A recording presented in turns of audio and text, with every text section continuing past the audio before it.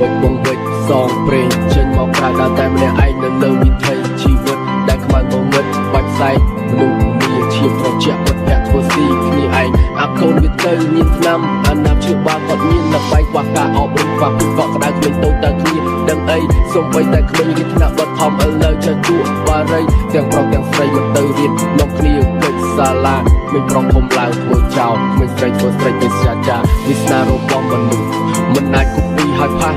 អ្នកខ្លះស្រួលតាំងពីកើតអ្នកខ្លះពិបាកដល់ចាស់ជីវិតពិតមានតែមួយត្រូវជួបរឿងរ៉ាវជាច្រើនណាស់ជួបទាំងរឿងល្អ